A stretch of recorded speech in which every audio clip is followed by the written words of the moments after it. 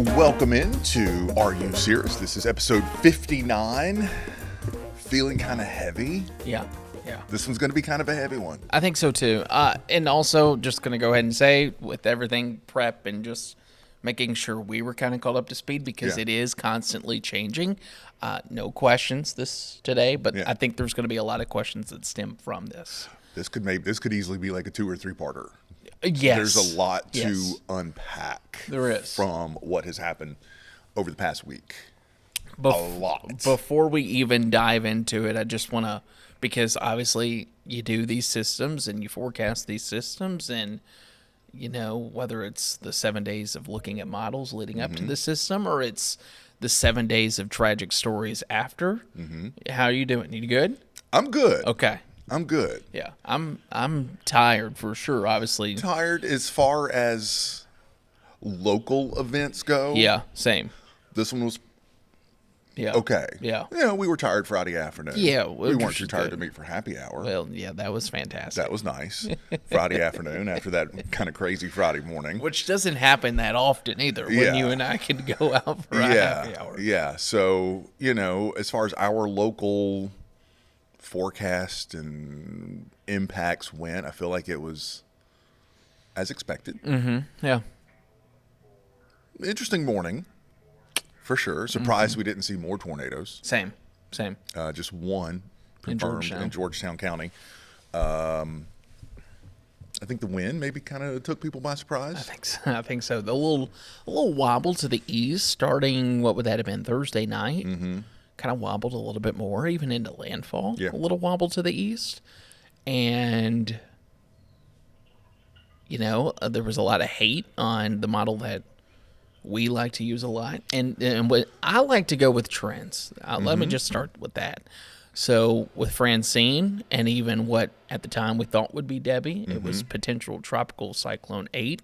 We now call that developing tropical storm. But the graph, our in-house model, continued to hint at an eastward track. And if you go back and look at landfall, it did a really good job. It did. I was more impressed. Let's just kind of give a quick backstory on the graph. It's an IBM model. It's a high resolution model, which means it has a lot more data than, say, the Euro or the GFS. It's had some misses around here sometimes in the summer with pop-up storms or whatever. But this hurricane season, it's proving itself. Yeah. It's really proving itself. When I was looking at the graph and comparing it to other models, I wasn't really paying as much attention to the landfall point. Correct. I was looking more at the inland impacts. Nailed it. Like right up the South Carolina-Georgia line. And was very solid with it. There was very little wobbling. Yeah. It was into the upstate, into western North Carolina, hurricane force winds. Yeah. 3 days out, nonstop. And now look, the next storm may come along and it just it misses it by 1,000 miles. Yeah. But it's like you mentioned, it did. Francine was the Louisiana storm. Yep. It nailed Francine. Yeah. Almost to a T. Yeah. I've read that it did really good with Beryl in Texas. So, yeah. It's one that I think we definitely need to take into consideration a little bit more. And I think the reason it gets a lot of hate in the weather community, and you all may not even know that it gets hate, is because it's kind of shared as like sometimes it can overdo both the rain and even the wind. And it did the wind a little bit too much at first. But as we got closer, it usually kind of adjusts. It does better within 24 hours. So but the fact that the track of it was so consistent. Yeah. The only part of the graph that didn't do too well is after the Yucatan Peninsula. It took it more a little bit into the middle of the Gulf before turning it. Yeah. Other than that, it did a fantastic job. Of course, we all know landfall in Florida. The forecast from the National Hurricane Center all the way leading up to when we knew that this was, it's ironic, this started as potential tropical cyclone 9 into a developing tropical storm. But the rapid intensification forecast that was put out by the National Hurricane Center was spot on. Spot on. Yeah. It doesn't get better than that. And we started to notice by the time, I guess this thing was a developing tropical storm, that there was going to be some big time issues. Because Helene A, the speed, but also the predecessor rain event, tough word, that was already caused by that low pressure basically across Arkansas and Tennessee. And that's where I think the concern and even the messaging started to ramp up a little bit more. Yeah. Let's talk about that, the predecessor rain event. Yeah. Kind of a somewhat common feature with East Coast hurricanes. Yeah. Especially as you get later in the season. And basically what a predecessor rain event is basically what it says, a rain event that sort of precedes a landfalling hurricane. And it's usually caused by a weak front, trough in the upper atmosphere that's guiding the hurricane, but it also taps into that tropical moisture, starts to pull it north, and so you'll get a huge shield of rain that extends way ahead of the hurricane itself. And that's what we saw happening with Helene. Yeah. It started raining in western North Carolina late Tuesday into the Wednesday before. Helene hit Friday, and it started raining late Tuesday into Wednesday. Some other really famous predecessor rain events, Matthew, for our area. It rained and rained and rained. It wasn't 2 days before, but basically it was a full 24 hours of torrential rain before the hurricane itself even got here. One of our other famous flooding storms here, Floyd, another massive predecessor rain event, which is what sent Myrtle Beach to the highest rainfall ever recorded from a tropical system. Predecessor rain event, then Floyd, and you ended up with 2 feet of rain in the city of Myrtle Beach. So the predecessor rain event set the stage for what would become the catastrophe that became Helene. Yeah, Helene, obviously, we were talking about landfall happening. That would have been, what was that, Thursday night? Yep. Thursday night. Official landfall spot was... near Perry. Yeah, I just know somewhere near Perry. Yeah, Perry. I don't know the official, if they said near Perry or what. Obviously, the big impact, I think, leading up to this was storm surge. And you would watch almost every forecast, and they would say storm surge, but with the track and speed, this is going to be a big-time inland impact. Yeah. And we kind of knew that this would speed up. I think right before landfall, it got up to 27 miles per hour. Yeah, it was hauling when it made landfall. And you got to think, a very strong storm, Category 4 storm, working that fast. We had hurricane warnings all the way up to Atlanta. And we knew that that rainfall, especially the northern eye, would work all the way up into the areas that were already looking at the rain. I looked Wednesday. Rain from Tuesday was already at 6 inches in the mountains of North Carolina. Then I looked Thursday. Rain was already another 6 inches. So we're talking 8 to 12 inches of rain before the rain even comes from Helene. And that's where the issues started to really occur. So that's what kind of set the scene. Second off, can we just talk about the storm surge in like Cedar Key? Yeah, Cedar Key. Yeah, it's sort of gotten lost. No, it has because of, I think, the North Carolina impact. Yeah, and I think the other reason it's gotten lost is, thankfully, the worst of the storm surge was in kind of a sparse area of Florida. Absolutely. It wasn't a big resort town. It wasn't Tampa. It wasn't Southwest Florida. It's that part of Florida. That Big Bend is. As Florida goes, fairly remote. So it wasn't widespread, but where that surge did go, the forecast verified it was big and it was devastating. Yeah, and Tallahassee was worried they were going to get in on that 15 to 20-foot storm surge. That jog and wobble to the east, starting Thursday night into Friday, put them on the left side. They were actually Spared big time. Yeah, they got lucky. Atlanta got really lucky. Atlanta got from really lucky. Lucky. Wind. Again, missed Atlanta just off to the east. Lucky for them, unlucky for the Carolinas. Yeah. Let's talk about. Hasn't been a lot of talk about it, but there has been some talk about were the forecast not enough for Western North Carolina? Yeah. Yeah. Was it not enough? I'm glad you're bringing this up because I have some points. I went back and looked at some of the stuff. Yeah. I want to read this. So the National Weather Service office in Greenville, Spartanburg, South Carolina. GSP is the short. Covers the upstate of South Carolina, covers Asheville, covers all the way up almost to Boone. Lake Lure, Chimney Rock, Black Mountain, all of the areas that were incredibly impacted by this is covered by the National Weather Service office in Greenville, Spartanburg. I've long considered them to be one of the best offices in the country. I would agree. Growing up in Charlotte, I took a lot of trips there. Great folks, and really get it. And as far as getting the word out about what was going to happen with Helene in Western North Carolina, and I posted this on Facebook the Thursday before. This was their message. This will be one of the most significant weather events to happen in the western portions of the area in the modern era. Record flooding is forecast and has been compared to the floods of 1916 in the Asheville area.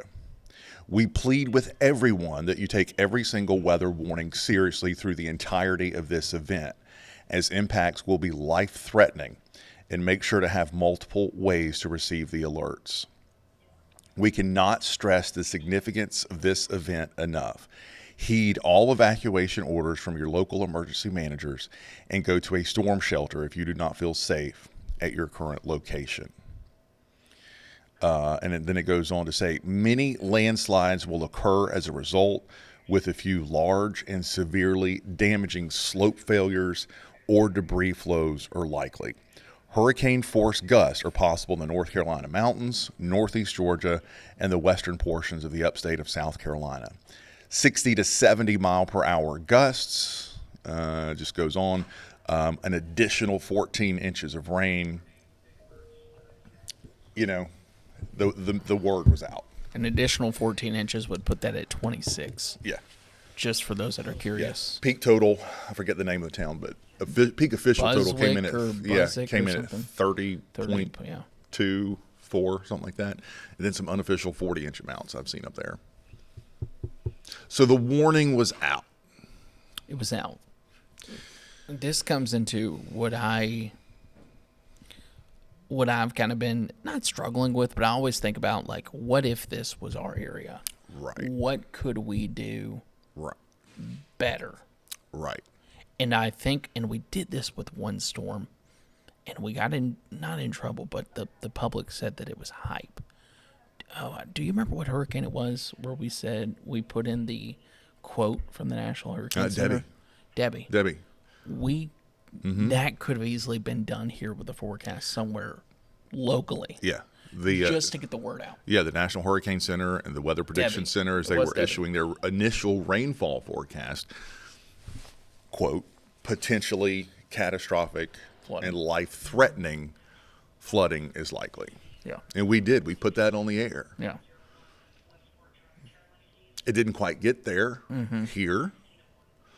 So you're right. It was kind of perceived as hype with Debbie. Especially here. Now, obviously, we know the other story. Right. I haven't looked or didn't look to see what sort of local media up there were doing. Yeah, me either. In the days leading up to it. That might be something interesting to do. But on the other hand, it's scary to go on with a forecast like that. It is. It is very because scary. you don't want to sound too alarmist, or do you? Because going into every situation, there is that chance that, well, it could shift and we maybe miss the heaviest of the rain, sort of like we went into with Debbie. But on the same token, you want to get the word out that this could be the worst event for most in their lifetime. Yeah. This was a generational storm for Western North Carolina, and how do you message that without sounding crazy and hyped? Yeah, 100%. And this is where I think a case study for anyone that wanted to do it would be fantastic. I would like to know what the messaging was in Tallahassee, say on Wednesday. Mm-hmm. How did that change on Thursday? And then how did that change on Friday morning when it was missing to the east? Mm-hmm. I want the same study for Atlanta. Mm-hmm. And then what does it look like for the upstate? Mm-hmm. How did that change? Like, did the person come in on Friday morning and just stick to the, Right, yeah. Like, the messaging at some point has to change with the forecast, and maybe it did. I don't know. But I do think, like, you've already got 12 inches of rain. Yeah. Another 16 inches is coming. Right. We're talking hefty rainfall totals. Yeah. And then, unfortunately, we get to a point, and I saw it brought up on Twitter, if you're just now pushing that messaging on Friday, it's too late. It's too late. It's too late. Yeah. You can't get out of there. Yeah. And that's the issue and the concern. Another thing I've seen brought up, and I think this is going to be brought up for a long time now, is are we putting too much emphasis on the rescue after the storm? And I know that sounds really weird, but like there's a good majority of those people in those mountains that had no way to get out. Mm-hmm. Is that something we kind of relook and think locally? Like, hey, if you need to get out, here's where you need to figure out how to get here. Yeah. And then, because some of these places were in some poverty-stricken areas. Yeah, and Western North Carolina can be hard to get around on a sunny day. It is. There's some scary roads up there on a sunny day. I know. And then you're dealing with that and what they dealt with on Friday. Yeah. Now, I saw that, and I've seen even some photos, and like they found a video of like a phone that was floating. They don't even know the girl, but she was like, "We didn't have a car," and I just think to myself, like, some people don't have a way out in storms like this, even if they know the right thing to do. Right. Is to evacuate. And there's also, and this is in no way like a placing blame 100%. situation. But that's a hardy bunch up there. Oh, yeah. They're mountain people. They are. They're Appalachian mountain people. Trust me. They're your people. They're my people. That's where we came from in Eastern Kentucky. They're a hardy bunch. Mm-hmm. They don't want to leave. No. They're self-sufficient. Well, they've worked their whole life on what they have right there. Right. Their whole life is spent right there on that mountainside. Right. And they don't want to leave. Mm-hmm. And I get that. Mm-hmm. And it's, it's unfortunate. And I guess even the strongest wording from forecasters could prepare for what it looked like. Mm-hmm. Like just the videos coming out of there. I know. From the height of it as it was unfolding they're terrifying. Mm-hmm. And I think the landslides and the debris flows, I think maybe that caught people off guard. I think so, even too. though there, you hear floodings, catastrophic flooding, the rivers are going to go up. Absolutely. But whole mountainsides giving away, and you don't. It's hard to project what that may look like. Mm-hmm. Yeah. So like when I was in Eastern Kentucky and my time there, like 6 inches of rain in a short amount of time would cause some big issues. Yeah. There was one year they got 12, and we had homes floating through the valleys of the mountains. So I had a buddy who called and said, hey, he was up in Western North Carolina, and he said, hey, what should I do? And I'm thinking, okay, I'm not even thinking about landslides and mudslides. Yeah. At this point, I'm thinking about where's your elevation? Yeah. Where's the nearest stream? Mm-hmm. If you're going to stay, you need to go buy supplies to last it out, because this is going to be bad. Yeah. And they live here. They have a cabin up there. He texted me, and they evacuated Thursday. And thank the Lord they didn't listen to me, because their cabin's gone. on top of a peak of a mountain. Yeah. That's how heavy the rain was coming down to cause the landslide. Yeah. They still haven't been able to get in. There's no way in. Everything's washed away. The bridges. I'm kind of afraid, and I know, we're recording this a little bit earlier than when it debuts. I'm low-key afraid we haven't even seen the worst of it. Yeah, there's spots that haven't even been reached. Yeah, and I'm really scared about the death toll. Me too. It's just not good. And obviously the way we're getting stuff is people that are out there on Twitter, mostly when they have service. I don't know if you've seen some of them. Yeah. There's some stuff where I was like, I can't retweet this. Yeah. It's too graphic. Yeah. Too graphic. And I pray it's not right. Right. Like I pray it's somebody just over exaggerating. Yeah, because there's some stuff. I've seen some stuff floating around on Twitter that's a little out there, maybe too extreme. It may be accurate, but it's not verified. So just let it sit there for now. Let's talk about what I really don't want to talk about, but I think we need to. We're gonna ride down the line. Yeah. Anytime you have these big events, anytime you have these big events, everybody wants to come out ready for a fight. And I mean that on Twitter, whether that be a political fight, whether that be a climate change fight, whether that be, it wasn't enough warning time, or just everyone's on edge when we should be focused on the impacts and relief and all that. And you could do that too. We have a link on WNBFnews.com. There's hundreds and hundreds of people going up there. But let's talk about this rare phenomenon. I've seen enough of the crap on Twitter to where this storm was planted. We cloud seeded Helene to make it a huge political move. Stupid. I've seen enough to where this is all a result of climate change, and if the climate wasn't changing, Helene would have never happened. I've seen enough to where people are saying that hurricanes are more violent than they've ever been, and now hurricanes are more of an impact inland than they ever have been before.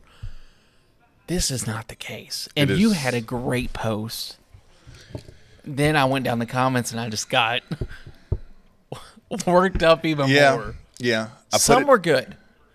Yeah. So I put the post together. And I loved it. Monday. And it was just... And I thought long and hard about it because... I know. There is a time and a place for everything. Especially when we know what they're going through up there, you know? Right. But I had also seen enough garbage floating around. Same. And I think I tried to word it in a way that was respectful. I read it as respectful. Especially on Twitter. Better than the one I put out earlier. Yeah, we'll get to yours in a minute. It's nice to see you ruffling feathers for a change instead of me. But I know. So I basically put a post out looking back at previous hurricanes that interacted with the Appalachian Mountains and created phenomenal rainfall. Which, at curiosity, were these all just top of your head? Or? Yeah. Figured. Yeah, a little weather historian, little geek. So the flood currently in western North Carolina is being compared to the flood of 1916. Similar rainfall totals, similar impacts. This one likely a little bit worse, potentially because of more rain, but also a lot more is there to destroy compared to 1916. But the Great Flood of 1916, you had two hurricanes within 10 days. One hit the Gulf, tracked up to the mountains.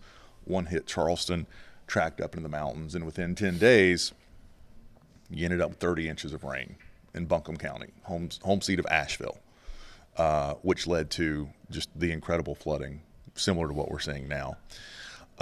You go back to 1969, famous Hurricane Camille. Everybody knows Camille because it was Category 5, devastated the Gulf Coast. But one of the forgotten stories of Camille is its track through Virginia, and in central Virginia, 25 to 30 inches of rain. A lot of that came down in 12 hours. Yeah. Just insane flooding.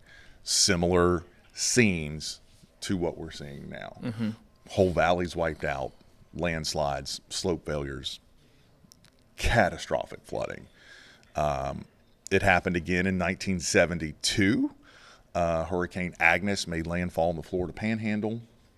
3 days later, 20 inches of rain falls in central Pennsylvania in the mountains. That's the famous Johnstown flood. 20 inches of rain 3 days after landfall in the Appalachian Mountains, almost 1,000 miles away. Hurricanes that interact with mountains drop massive amounts of rain. Yeah.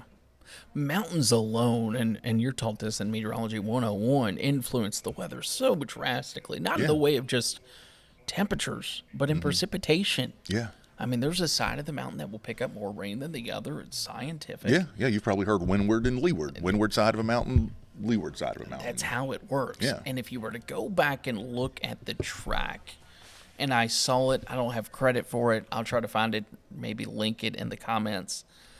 There's a map somebody did of basically the position of Helene with the ridge of the mountains.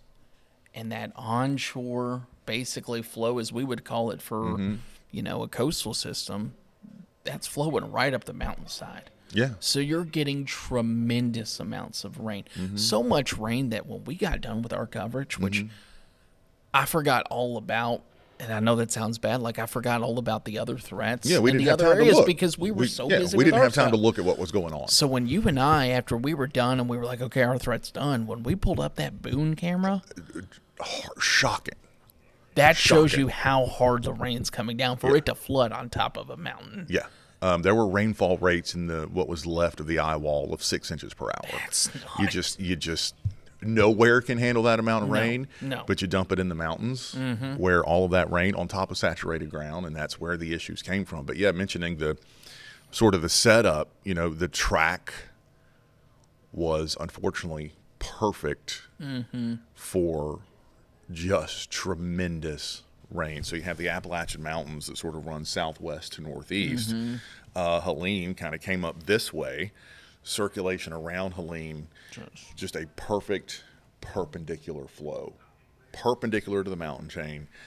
That air was getting forced up those mountains, and that was tropical air, pure tropical air getting forced up those 4,000 and 5,000 foot mountains.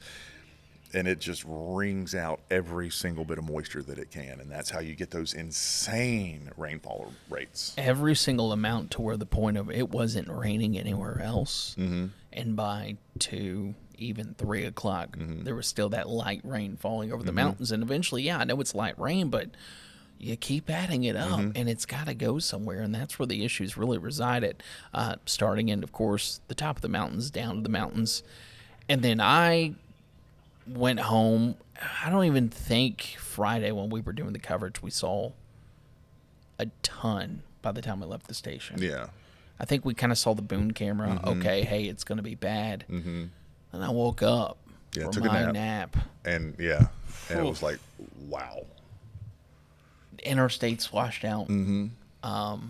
Downtown Asheville just looked like a mess. Yeah. And I feel like no one could get in, so whatever limited photos and videos we had kind of showed us just how bad it was. Asheville was literally cut off from the world. You couldn't get in, you couldn't get out. The only way still you could basically get in is. There's only one way in now. I-26 South is the only way in and out of Asheville. And think about this. It's October. Yep, I know. This is their peak tourist season in the mountains. And you can't get there. There's no foliage left. No, it's all gone. Where the high elevations, where the foliage is the best, ripped to shreds. 106 mile per hour gust on top of Mount Mitchell. So the leaves are virtually treeless. You can even see that in some of the videos. It almost looks like winter. Yeah, it looks like because winter up the leaves have been taken out of the trees. That part of the mountains is driven by that fall economy. The leaf peepers going up there, and there's not going to be a fall tourist season in the North Carolina mountains. Imagine us getting hit with a catastrophic hurricane and cutting off 17 and 501 and 31 and 9 Memorial Day weekend. Mm-hmm. And it not opening up for a couple months. Yeah, that's exactly what it's going to be like. It's crippling. That's exactly what it's going to be like. For the people that are asking too, in our states, we have no idea. Months, at least, maybe a year or two. Yeah, and it's depending not on just how bad. That 40 situation. It's not just a small section that gave way. And they went back for structuring and said, "Oh, it's even in a worse shape than what it looks." It's many spots, plus where there were at least one landslide. Yep. Over 40. That's going to trickle down nationwide. I mean, 40 is cross country. Yeah. You know, you're going to have to find alternate routes around Asheville for. I'm even thinking holiday travel. Months. Easy. December. Yeah. Potentially even summer vacations next year. If for people that come down through Asheville. Yeah. That's how bad it is. Yeah, and think of the commerce that goes back and forth on 40. Right. The trucking. Yeah. I don't know what they're going to do. Yeah. And what's crazy is, and like we said, I know Asheville's in really bad shape, but there's other areas that are in really bad shape too. We just don't know exactly where. One of our good buddies, Evan Fisher, is up in Blowing Rock. Black Mountain. Couldn't remember. Blowing Rock, Black Mountain. I've just been watching videos like crazy. It's to the point to where whoever's there and accounted for, they're writing their name on a sheet of paper. Yeah. They put an ABC on this big white poster, and they're writing their name to say they're accounted for because they're not going to have service for, they said, potentially 5-6 weeks with Starlink. Yeah. Yeah. It's nuts. So he took it. He was able to get service. Yeah, we even said, hey, if you see your loved one, they're safe. If they're on this, they're safe, which that photo right there was just, gave me cold chills. Let's talk about your feather ruffling. Oh, man. I was good until this morning. I won't go fully in detail. You can go. Why? You put it on X. No, I know. But I'm saying I'm not going to talk about everything that was said in there. So bad. Oh, I'm getting a lot of. My Twitter is popping. Figured it would be. 105 people have liked my post. Wonder why. So there was. Should I say it? Should I say who? Yeah. On Twitter. CBS News put out this. Post. It was Major Garrett. As politicians visit communities battered by Hurricane Helene this week, and as the country grapples with how to respond to more frequent extreme weather events, Major CBS notes that we are living in an era of extreme weather that requires new language, understanding, and policy. I was like, oh, that's interesting. Let me click it. Just because. Why not? Right. I just want to see. I didn't see anyone's take on it. Then I started to look after I made mine. It starts out, Jamie, and I know you've seen the video. It starts out saying, now that we know people can be killed by natural disasters. Yeah. Now that we know. Yeah, it's taken us till 2024 to figure that out. Continue. A lot of garbage in there. Yeah. To the other one that got me is, now that we know impacts of hurricanes extend well inland. Yeah. How many major hurricanes have we had that have crippled communities? What about Florence here? Yeah. What about Conway? All right, you ready? Because here I go. Oh, can I read my response and then you go? Yeah, go because, I quoted it and now it's just taken off. I loved it. This is an atrocious take. Hurricanes have always had the potential to cause flooding well inland. This is just baffling and a poor take. Also, it's poor taste, too. We got people trying to survive in these areas. Take the political agenda out of it. Hurricanes have been around for a long time and have done just as much damage in other places. The mountains are no strangers to significant flooding from hurricanes. And I can keep going, but I'll let you go over. Because then there's another part of that whole platform that's driving me crazy right now. Why does it have to be about politics? Can we just start there? What a blank poor excuse. Yeah. For journalism. Yeah. For journalism. Yeah. We got this thing called Google. a high school journalist could Google inland impacts from hurricanes. And I can tell you right now, you're going to have a list. Let me just Google. A mile long. Let's talk about Hurricane Hazel producing 100-mile-per-hour wind gusts in Washington, D.C., and New York City, and Buffalo. We just now learned that they could do it, Jamie. Let's talk about Hugo with hurricane force gusts in Charlotte. Let's talk about, as we said, Camille with 30 inches of rain 1,000 miles away from where it made landfall. The most basic knowledge and understanding of meteorology. And if you don't understand it, a simple Google search. Since 1970, first thing that pops up, 60% of the deaths in the U.S. have been due to floods associated from tropical storms occurred inland from the storm's landfall. And done. Here's what baffles me and what concerns me, and we're really good about it here, but clearly we're not good as the nation as a whole, just fact-checking crap. You have to go to the people that know the stuff. Mm-hmm.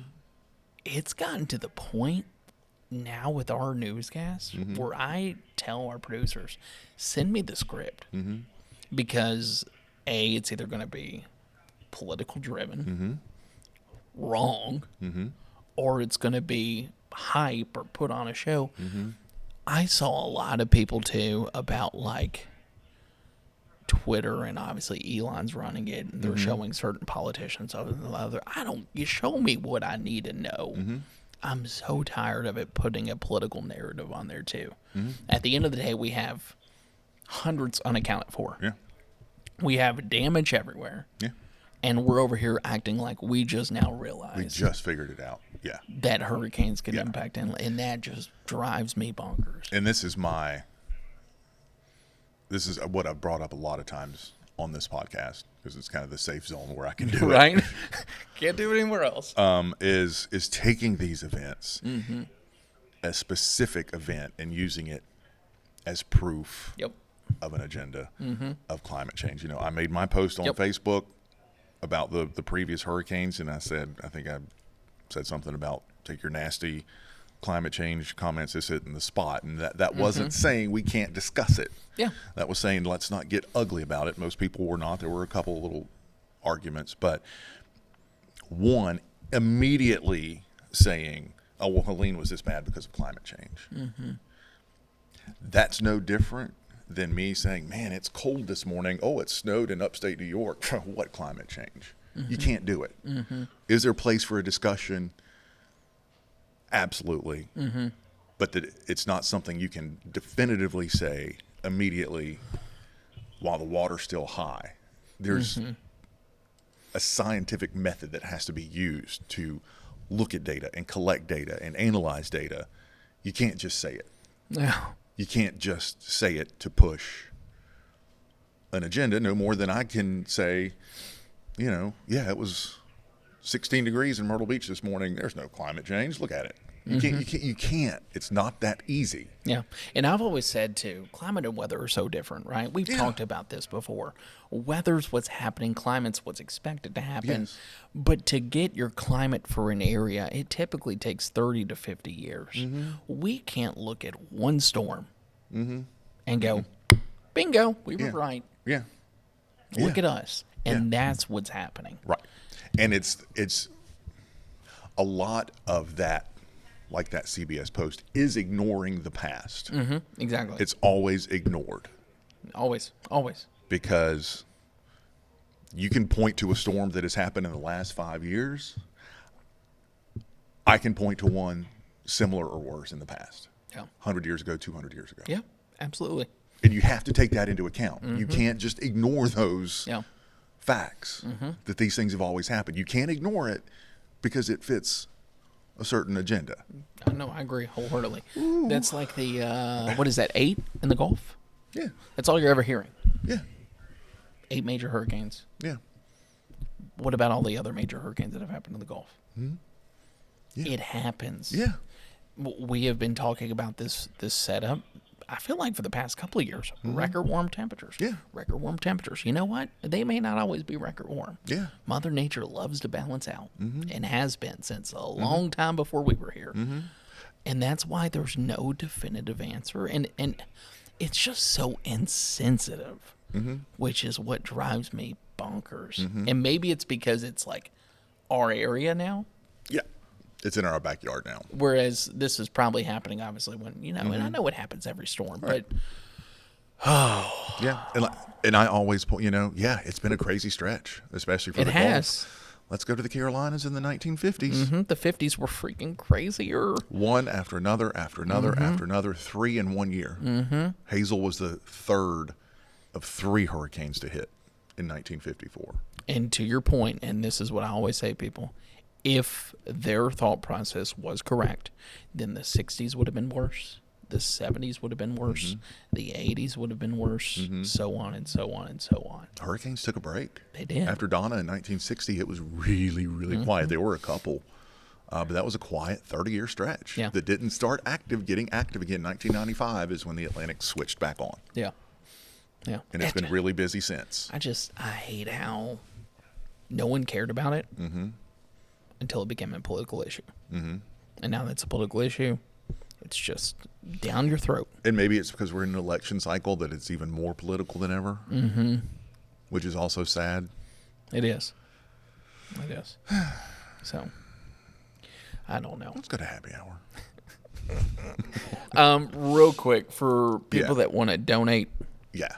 They want to look for help and resources and all that. WNBF News has that. Yep.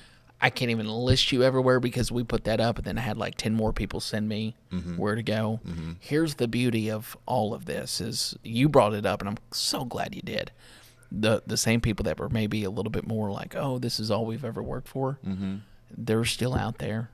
And trust me, they're mountain people. They're going to be out there until the sun comes up. Sun goes down. They're going to be out there.